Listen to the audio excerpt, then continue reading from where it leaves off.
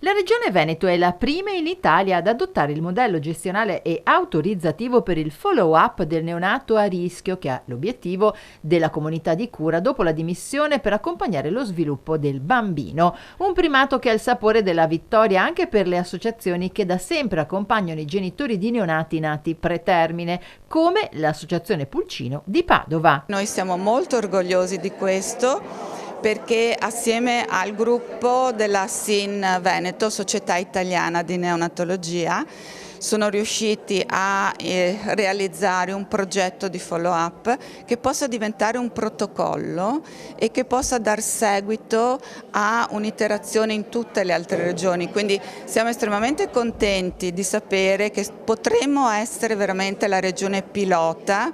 Lo stesso presidente nazionale della SIN, il dottor Orfeo, si è molto congratulato di questo raggiungimento, quindi speriamo di poter avere grandi risultati. La delibera della Giunta regionale è stata presentata non a caso il 17 novembre, data in cui si celebra la giornata mondiale della prematurità. La delibera è dello scorso luglio e appunto la Regione Veneto è numero uno in questo caso, perché non esiste in Italia altra legge regionale che parli appunto del follow up, cioè la continuità delle cure per i bambini prematuri.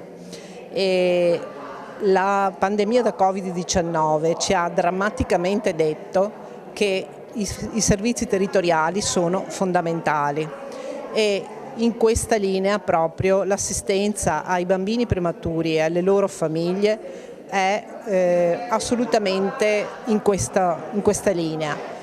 Si parla di servizi territoriali e la cosa importante è che adesso questi servizi codificati, dove si dice come ci si deve comportare, quali sono le figure professionali che seguono, che dovranno seguire questi bambini, che effettivamente trovino risposta, perché questo in questo momento è l'ostacolo più grande. Ogni giorno in Veneto nascono circa 6.000 bambini che vengono attaccati a una macchina anziché al seno della mamma. Uno tra questi pesa meno di 1.500 grammi, alcuni pesano meno di 500 grammi e nascono poco oltre la metà naturale della gravidanza, al limite della vitalità stabilito essere tra le 22 e le 23 settimane gestazionali. I reparti di terapia intensiva neonatale del Veneto supportano questi difficili percorsi di assistenza con alti livelli tecnologici e di intensità di cura ed elevate competenze medico-infermieristiche. Questi fragilissimi neonati possono richiedere fino a 5 mesi di degenza per raggiungere